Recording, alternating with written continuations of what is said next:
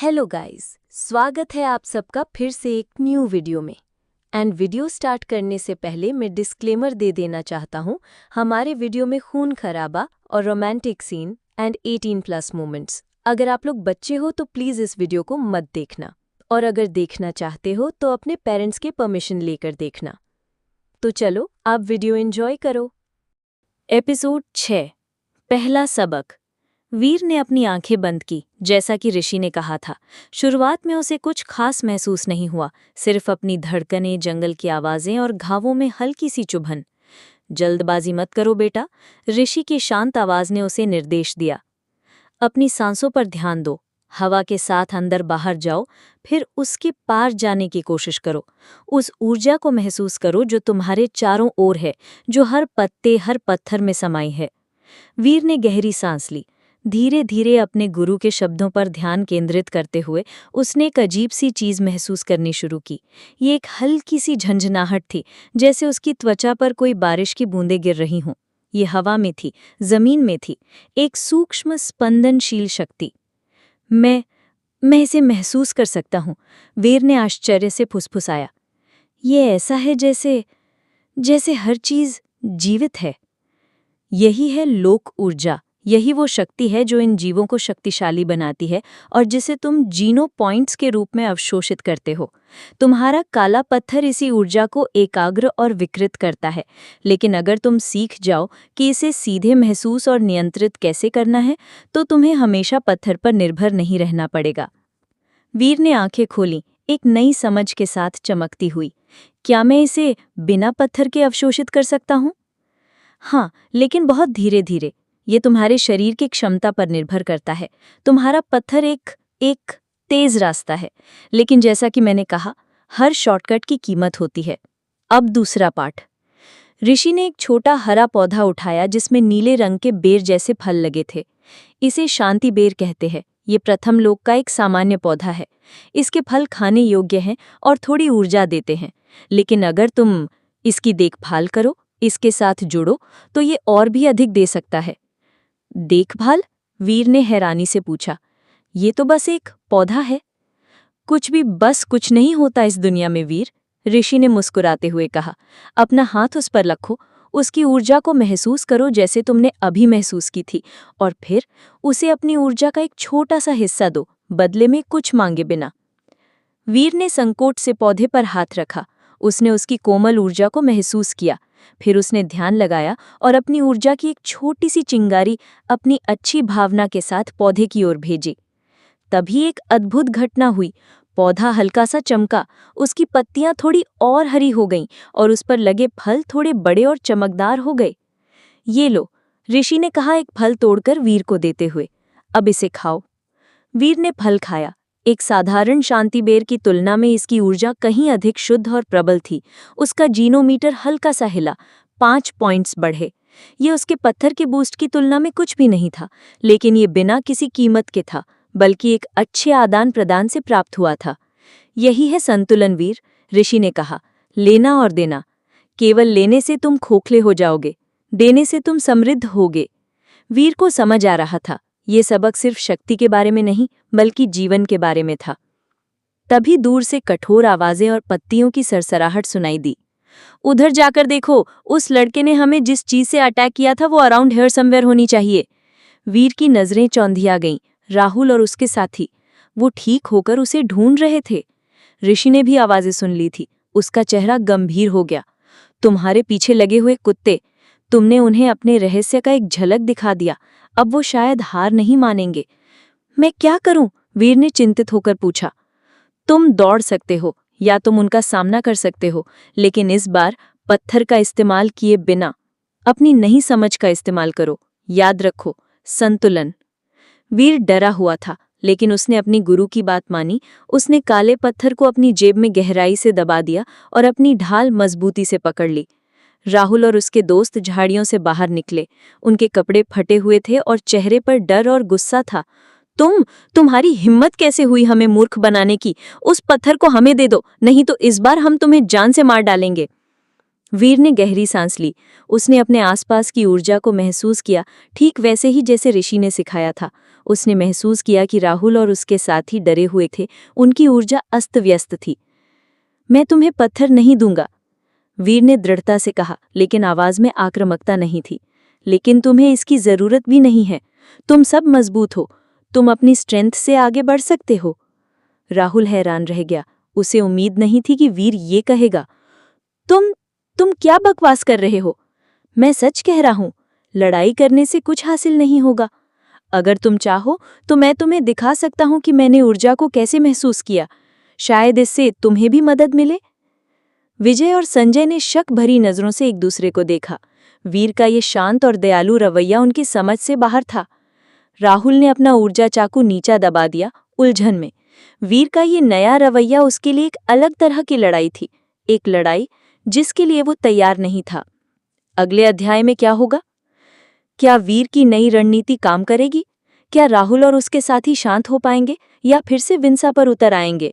और ऋषि वीर के इस नए दृष्टिकोण पर क्या प्रतिक्रिया देंगे? एपिसोड 7, एक नया मूड। राहुल की मुट्ठी में ऊर्जा चाकू अब भी चमक रहा था, लेकिन उसकी आंखों में गुस्से की जगह उलझन ने ले ली थी। वीर का शांत और दयालु रवैया उसकी समझ से बाहर था। तुम्हारा दिमाग खराब हो गया है क्या? राहुल ने घूरते हुए कहा, लेकिन उसकी आवाज में पहले जैसी धमकी नहीं थी। तुम हमें सिखाना चाहते हो? तुम जो कल तक एक कमजोर हाफता हुआ लड़का था। वीर ने अपनी ढाल थोड़ी नीची की, लेकिन सतर्क बना रहा। मैं अब भी वही हूं राहुल, बस मैंने कुछ नया समझा है। इस लोक की शक्ति सिर्फ लेने के लिए नहीं है, उसे समझना भी जरूरी है। ऋषि पास ही खड़ा था, चुपचाप ये सब देख रहा था। उसकी आंखों में एक संतुष्टि की चमक थी। विजय, जिसके हाथ में डंडा था, ने राहुल से कहा, ये सब बकवास है भाई, ये हमें बेवकूफ बना रहा है, चलो इससे वो पत्थर छीनते हैं। लेकिन संजय, जो थोड़ा कम आक्रामक था, ने हिचकिचाते हुए कहा, रुको, देखो तो, उसके हाथ में वो ढाल है, कल तक उसके पास ये नहीं थी। शायद वो सच कह रहा है, शायद उसने कोई तरीका ढूंढ निकाला है। राहुल ने वीर को घूरा, फिर ऋषि को देखा और फिर अपने दोस्तों को। उसके अंदर एक संघर्ष चल रहा था, लालच और डर बनाम जिज्ञासा और एक नए मौके की संभावना। क्या तरीका? राहुल ने आखिरकार पूछा। आवाज में अब भी संदेह था, लेकिन चुनौती नहीं। तुम्हारा क्या मतलब है, ऊर्जा को महसूस करना? वीर ने एक गहरी सांस ली। उसने ऋषि की ओर देखा, जिसने मुस्कुराकर उसे प्रोत्साहित किया। अपनी आंखें बंद करो, बस सांस लो और महसूस करने की कोशिश करो कि तुम्हारे आसपास सब कुछ जीवित है। हवा, पेड़, जमीन, सब में एक सूक्ष्म कंपन है। मुंह बनाया। ये सब बकवास। करके तो देखो राहुल, वीर ने दृढ़ता से कहा। क्या डर है? अगर कुछ नहीं होता तो तुम मुझे मार सकते हो, लेकिन अगर तुम महसूस कर पाए तो ये तुम्हारी जिंदगी बदल सकता है। राहुल ने अपने साथियों की ओर देखा, फिर आंखें रोल की। ठीक है, बस जल्दी करो। उसने आंखें बंद की। उसका चेहरा स्टिल नाराजगी से भरा हुआ था। विजय और संजय ने भी हिचकिचाते हुए आंखें बंद की। वीर ने धीरे से कहा, अपनी सांस पर ध्यान दो, अब उसके पार जाओ। महसूस करो कि तुम्हारी त्वचा पर एक हल्की सी झंझनाहट है। मिनट बीतते गए, सन्नाटा छाया रहा, सिर्फ जंगल की आवाजें थीं। तभी संजय की आंखें एकदम खुल गई, हैरानी से चौंधिया कर। मैं इसे महसूस कर सकता हूं, उसने फुसफुसाया। ये ऐसा है जैसे मैं पूरे जंगल की धड़कन सुन सकता हूं। फिर विजय ने भी आंखें खोली। उसका डंडा हाथ से थोड़ा ढीला पड़ गया। ये अजीब है, लेकिन शांतिपूर्ण। राहुल ने आखिरकार आंखें खोली।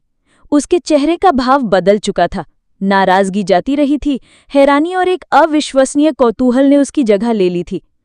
ये क्या जादू है? उसने कहा, आवाज में अब कोई गुस्सा नहीं था। ये जादू नहीं है, ऋषि आगे बढ़ा। उसकी आवाज में एक गर्मजोशी थी।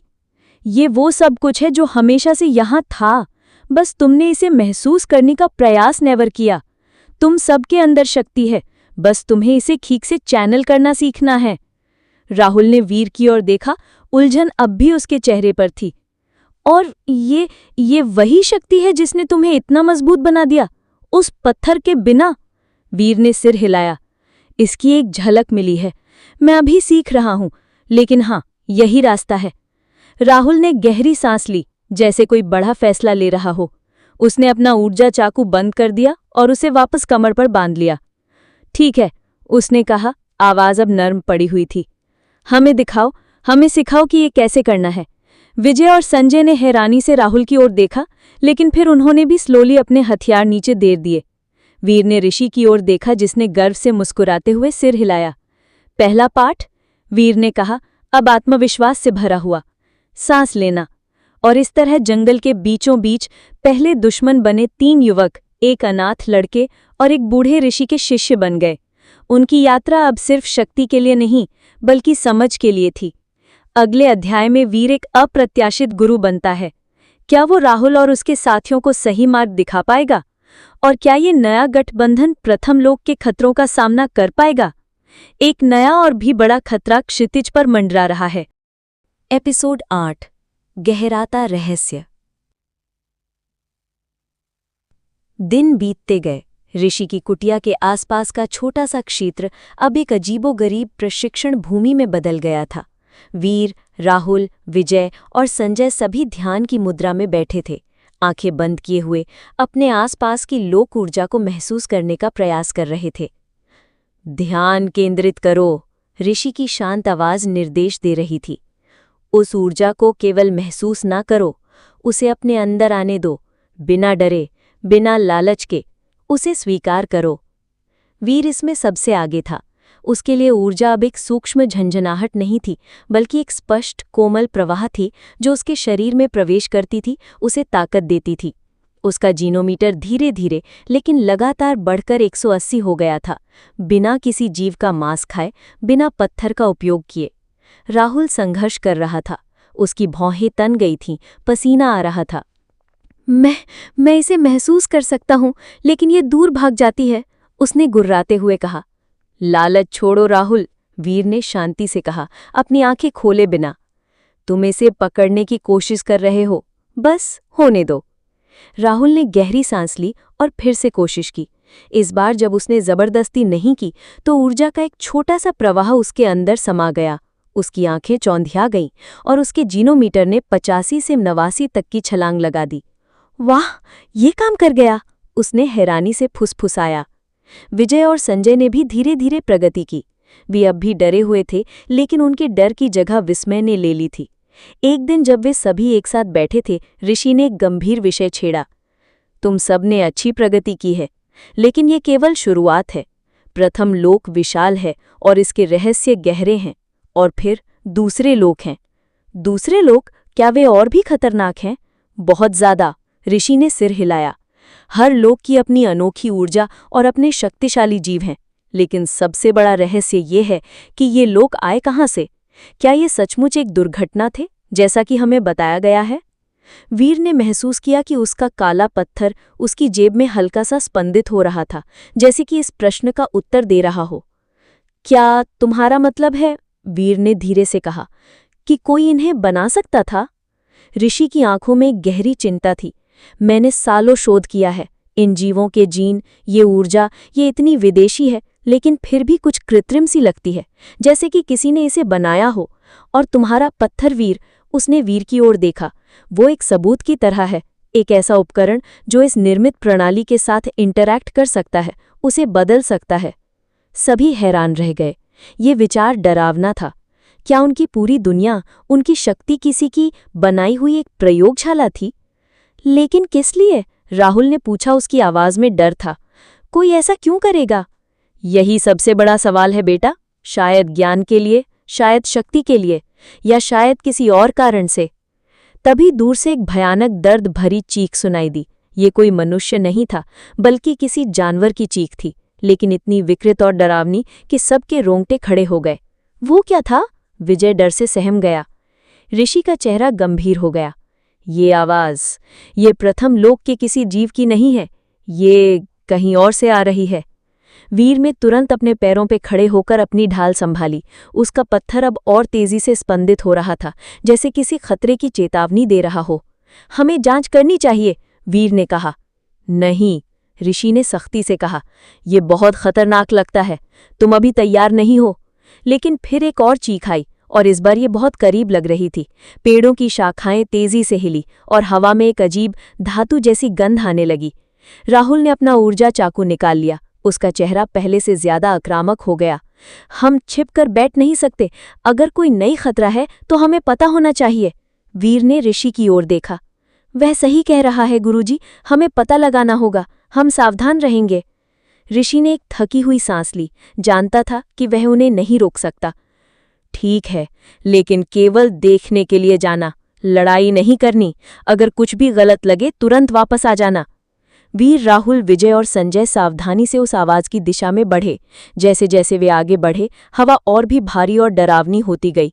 पेड़ों के पत्ते मुरझा रहे थे और जमीन काली पड़ रही थी, जैसे कोई बीमारी फैल रही हो। आखिरकार वे एक क्लियरिंग में पहुंचे, और वहां जो दृश्य था वो उन्होंने कभी नहीं देखा था। एक विशाल भेड़िए जैसा जीव था, लेकिन उसका आधा शरीर काला और सड़ा हुआ था, जैसे कोई अंधेरा संक्रमण उसे खा रहा था।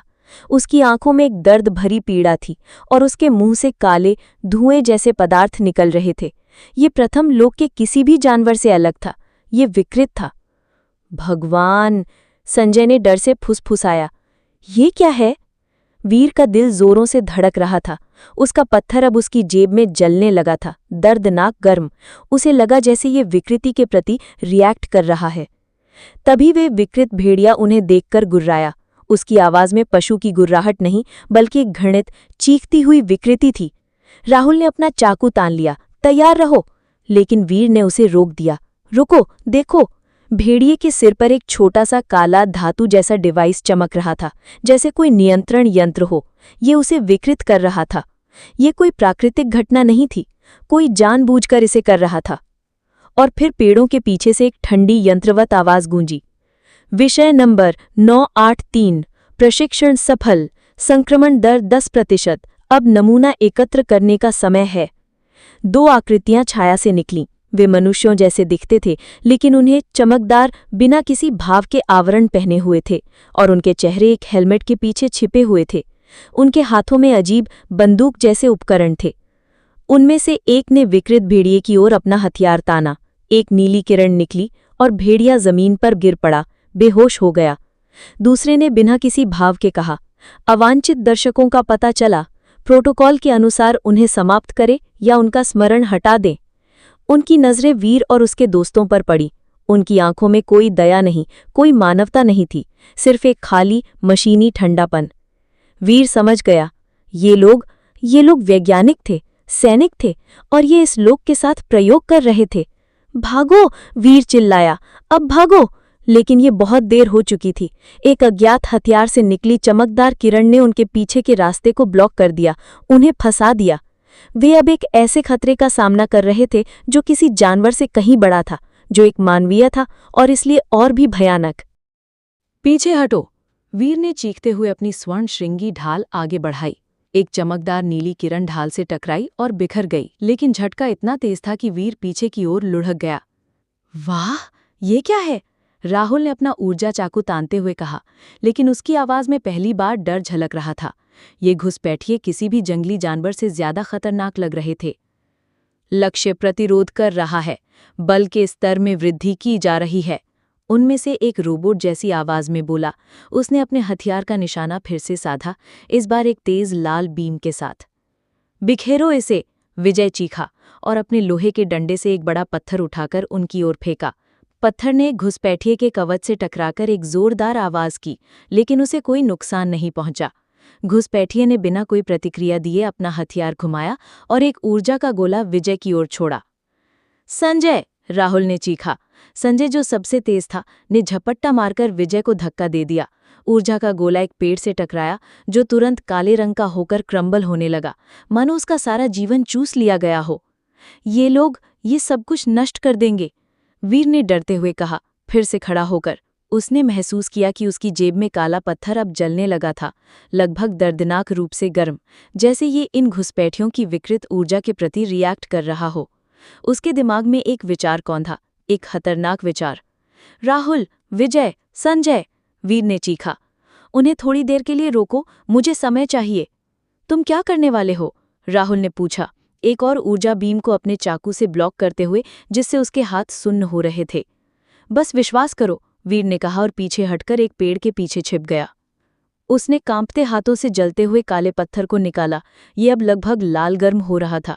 उसने अपनी पहले से ही जख्मी जांघ पर जोर से हाथ मारा, ताज़ा खून निकाला और उसे पत्थर पर लगा दिया। अनुमान से अधिक ऊर्जा उत्सर्जन का पता चला है, एक घुसपैठिए ने रोबोट की तरह बोला। तत्काल बेअसर करने की आवश्यकता है। लेकिन तब तक बहुत देर हो चुकी थी। वीर के खून के संपर्क में आते ही काले पत्थर से एक गहरी डरावनी काली चमक निकली। ये चमक सूर्य की रोशनी को भी निगलती हुई प्रतीत होती थी। चमक सीधे विकृत भेड़िए के शव और उसके सिर पर लगे मेटालिक डिवाइस की ओर बढ़ी। चेतावनी, अज्ञात ऊर्जा हस्तक्षेप, प्रणाली अनियंत्रित हो रही है। घुसपैठिए की आवाज में पहली बार एक यांत्रिक घबराहट झलकी। विकृत भेड़िए का शव एक भयानक तरीके से हिलने लगा। उसका काला सड़ा हुआ शरीर फटने लगा और उसमें से कोई चीज निकल रही थी, कोई चीज जो ना तो जानवर थी और ना ही पौधा, बल्कि कांटों और हड्डियों का एक विकृत मिश्रण थी, जो काले पत्थर की ऊर्जा से ओत-प्रोत थी। ये एक दानव था, एक ऐसा दानव जिसे काले पत्थर ने जन्म दिया था।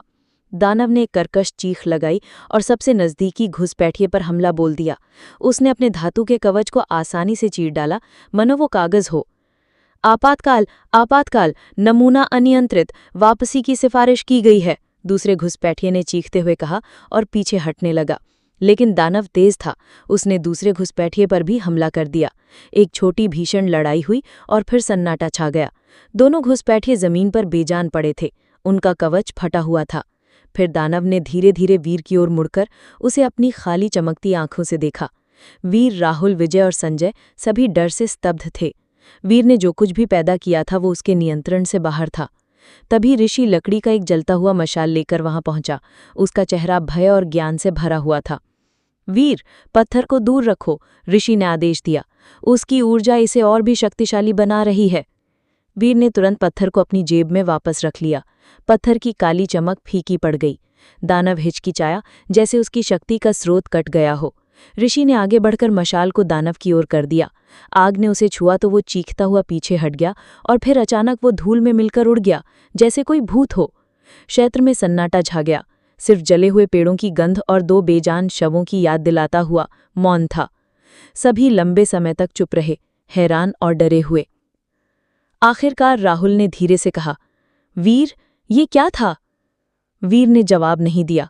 वो अपने कांपते हाथों को देख रहा था। उसने जो कुछ भी किया था वो आवश्यक था, लेकिन ये डरावना था। उसने महसूस किया कि पत्थर ने उसके अंदर से कुछ चूस लिया था, कुछ और। ऋषि ने एक घुसपैठिए के बेजान शव के पास जाकर नीचे बैठ गया। उसने ध्यान से उसके कवच की जांच की। ये लोग, ये संघ के हैं, ऋषि ने अंत में कहा। उसकी आवाज में गहरी चिंता थी। संघ? किस संघ के? विजय ने पूछा।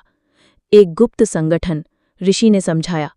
ऐसा कहा जाता है कि वो सरकार और सेना में गहरे तक पैठ बनाए हुए हैं। मैंने हमेशा संदेह किया था कि वे ही लोखतों के पीछे हैं, और आज हमने इसका सबूत देख लिया। उसने घुसपैठी के हेलमेट को हटाया। अंदर एक युवा व्यक्ति का चेहरा था, लेकिन उसकी आंखें खुली और खाली थी, मानो उसे ब्रेन वॉश कर दिया गया हो। ये लोग यहाँ प्रयोग कर रहे हैं, जीवों को विकृत कर रहे हैं, शायद मनुष्यों को भी। वीर ने महसूस किया कि एक बड़ी साजिश का पर्दाफाश हो गया है। ये सिर्फ शक्ति पाने के बारे में नहीं था, ये एक युद्ध था, एक ऐसा युद्ध जिसके बारे में अधिकांश लोगों को पता भी नहीं था। अब हम क्या करें? संजय ने डरते हुए पूछा। ऋषि ने गंभीर होकर जवाब दिया, हमें सच्चाई का पता लगाना होगा और हमें तैयार रहना होगा, क्योंकि अब वे जानते हैं कि हमें पता है और वे हमें ढूंढेंगे। वीर ने मजबूती से अपनी मुट्ठी बांधी। उसकी यात्रा अब और भी गंभीर हो गई थी। उसे न केवल अपने लिए बल्कि सभी के लिए लड़ना था। एपिसोड 10, संकल्प। सन्नाटा भारी था। केवल जले हुए पेड़ों की दरारें और दूर किसी विकृत जीव की कराहट हवा में थी। दो अज्ञात घुसपैठियों के शव उस भयानक सच्चाई की याद दिला रहे थे जो अब उनके सामने थी। हमें यहाँ से निकलना चाहिए, संजय ने डरती आवाज में कहा। उसकी नजरें आसपास के अंधेरे घने पेड़ों पर थीं। वे और लोग भेज सकते हैं। वो सही कह रहा है, ऋषि ने गंभीर होकर कहा, अपनी लाठी पर झुकते हुए। ये जगह अब सुरक्षित नहीं है, मेरी कुटिया भी नहीं। संघ अब हमारे बारे में जानता है। राहुल ने मुट्ठी बांधी, उसके चेहरे पर गुस्सा और निर्णय था। तो हम कहाँ जाएंगे? छिपते रहेंगे? नहीं, हमें लड़ना होगा। हमें उन्हें बताना होगा कि हम क्या जानते हैं। किसे बताएंगे? विजय ने यथार्थवादी होते हुए पूछा। अगर ये संघ इतना शक्तिशाली है तो शायद वे हर जगह हैं, कोई भी हम पर विश्वास नहीं करेगा। सभी की निगाहें वीर पर टिक गईं, जो अभी भी अपने कांपते हाथों को देख रहा था। काले पत्थर का उपयोग करने के बाद की कमजोरी और भयानक दृश्य उसे स्तब्ध कर गए थे। वीर, तुम क्या सोचते हो? ऋषि ने कोमलता से पूछा। वीर ने गहरी सांस ली और अपना सिर ऊपर उठाया। उसकी आंखों में अभी भी डर था, लेकिन उसके साथ एक नया संकल्प भी था। विजय सही कह रहा है, कोई हम पर विश्वास नहीं करेगा, वीर ने धीरे से कहा। हमारे पास कोई सबूत नहीं है। उसने घुसपैठियों के शवों की ओर इशारा किया। ये शव भी कुछ घंटों में गायब हो जाएंगे या फिर संघ उन्हें ढूंढ लेगा। तो फिर? राहुल ने निराश होकर पूछा। तो फिर हमें सबूत चाहिए, वीर ने दृढ़ता से कहा। ठोस सबूत। और उसके लिए हमें और गहराई में जाना होगा। हमें पता लगाना होगा कि संघ कहाँ से आ रहा है। शायद प्रथम लोक में कोई प्रवेश द्वार है, कोई आधार है। ऋषि की आंखों में चिंता थी, लेकिन उसने सिर हिलाने से ना कर दिया। तुम सही कह रहे हो बेटा, भागकर कुछ नहीं मिलेगा। हमें जोखिम उठाना होगा, लेकिन हमें समझदारी से काम लेना होगा। तुम अभी तैयार नहीं हो वीर। तुम्हारा पत्थर, उसने तुम्हें बचाया, लेकिन उसकी कीमत भी चुकाई है। वीर ने महसूस किया कि उसके अंदर एक खालीपन था, जैसे उसकी ऊर्जा का एक हिस्सा स्थायी रूप से चला गया हो। उसने अपना जीनोमीटर देखा। ये 180 पर था, लेकिन उसे लगा जैसे ये संख्या अब खोखली है। मुझे और प्रशिक्षण चाहिए, वीर ने कहा। हम सभी को और मजबूत बनना होगा, बिना पत्थर के, बिना शॉर्टकट के। तभी हम उनका सामना कर पाएंगे। राहुल ने आखिरकार अपना ऊर्जा चाकू नीचा किया। ठीक है, तुम सही कह रहे हो। मैं तुम्हारा साथ दूंगा। हम भी, विजय और संजय ने एक साथ कहा, हालांकि उनकी आवाज में अभी भी डर था। ऋषि मुस्कुराया, उसकी आंखों में गर्व था। अच्छा, तो फिर हमें एक नया ठिकाना ढूंढना होगा, एक सुरक्षित जगह जहां हम प्रशिक्षण जारी रख सकें। मैं प्रथम लोक के एक दूरस्थ हिस्से के बारे में जानता हूं, मौन घाटी। वहां संघ की पहुंच शायद ही हो। तो फिर हम करने का क्या इंतजार कर रहे हैं? राहुल ने अपने कंधों पर बोझ उठाते हुए कहा। चलो निकले इस जगह से। सभी ने तेजी से अपना सामान बांधा। ऋषि ने उन्हें एक छिपे हुए रास्ते से ले जाकर जंगल की गहराई में दूर उस मौन घाटी की ओर ले गए। चलते चलते वीर ने राहुल से पूछा, तुमने आखिरकार मेरी बात क्यों मान ली? राहुल ने थोड़ी देर सोचा, फिर कहा, क्योंकि जो कुछ भी वहां हुआ वो डरावना था वीर, बहुत डरावना। और मैंने महसूस किया कि अगर हम अलग अलग रहे तो वो हमें आसानी से खत्म कर देंगे, लेकिन साथ में शायद हमारा एक मौका है। उसने एक कड़वी मुस्कान बनाई। और शायद तुम्हारा रास्ता, बिना लालच के, शायद यही सही रास्ता है। वीर ने मुस्कुराकर जवाब दिया। ये शुरुआत थी। कई घंटों की यात्रा के बाद वे एक संकरी घाटी में पहुंचे। यहाँ का वातावरण शांत और शुद्ध था। पेड़ ऊंचे और हरे भरे थे और हवा में मीठी सुगंध थी। ये मौन घाटी थी। यहाँ हम सुरक्षित हैं, ऋषि ने कहा, लेकिन ज्यादा देर नहीं, हमें जल्दी से जल्दी तैयार होना होगा। उन्होंने एक छोटी गुफा को अपना नया ठिकाना बनाया। उसी रात आग की लपटों के सामने बैठकर ऋषि ने योजना बनाई। संघ प्रथम लोक में आता है, इसका मतलब है कि यहाँ कोई स्थायी द्वार है। हमें उसे ढूंढना होगा, लेकिन उससे पहले तुम्हें अपनी क्षमताओं में महारत हासिल करनी होगी। उसने वीर की ओर देखा। वीर, तुम्हारा पहला पाठ, तुम्हें पत्थर का उपयोग किए बिना केवल अपनी इच्छा शक्ति से एक जीव की ऊर्जा को शुद्ध करना सीखना होगा। शुद्ध करना? हाँ, जैसा कि तुमने देखा, संघ जीवों को विकृत कर रहा है। तुम्हारा पत्थर भी ऐसा ही करता है, लेकिन और भी खतरनाक तरीके से। तुम्हें उसके विपरीत करना होगा, उन्हें शुद्ध करना, उन्हें संतुलन में वापस लाना। यही तुम्हारी वास्तविक शक्ति होगी। ये कठिन चुनौती थी, लेकिन वीर ने हामी भर दी। अगले कुछ दिनों में प्रशिक्षण और भी कठोर हो गया। वीर ने छोटे घायल जीवों को ढूंढना और केवल अपनी ऊर्जा और इरादों से उन्हें ठीक करने का प्रयास करना शुरू किया। ये मुश्किल था और वो बार बार असफल होता, लेकिन हर बार थोड़ा बेहतर होता। राहुल, विजय और संजय ने भी अपनी लड़ने की क्षमताओं को निखारा, साथ ही साथ ऊर्जा को महसूस करने की कला भी सीखी।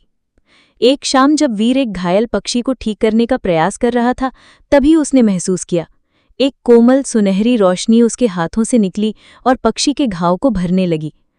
पक्षी ठीक हो गया और उड़ गया। वीर की आंखों में आंसू आ गए। ये पत्थर का उपयोग करने जैसा शक्तिशाली नहीं था, लेकिन ये उससे कहीं ज्यादा संतोषजनक था, और सबसे बढ़कर इसकी कोई कीमत नहीं चुकानी पड़ी। तुमने कर दिखाया बेटा, ऋषि ने गर्व से कहा। वीर ने मुस्कुराया, वो तैयार महसूस कर रहा था। अब समय आ गया है, वीर ने कहा। अब हमें संघ का द्वार ढूंढना होगा। अगले अध्याय में वीर और उसके साथी संघ के गुप्त द्वार की खोज में निकलते हैं। क्या वे उसे ढूंढ पाएंगे, और क्या वो संघ के खतरों का सामना करने के लिए पर्याप्त तैयार हैं? एक नया और भी बड़ा खतरा उनका इंतजार कर रहा है।